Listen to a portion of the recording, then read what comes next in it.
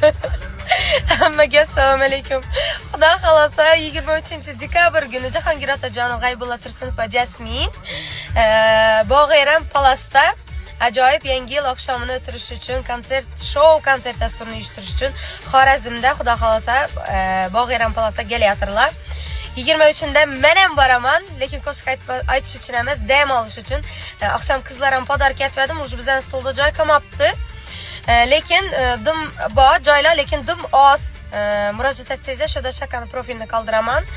Kelsangizlar shu kuni xudo xolsa hazır dam olamiz. Men ham shu kun bir kun to'y olmin. O'zima va qizlar bilan hazır dam olish uchun shu kuni match qoldirdim. Hazır konsertda o'ynab kelamiz birgalikda. Zo'r konsert bo'ladi. Dodingni quralay, ko'zi quralay, ko'ramiz hali ahvol.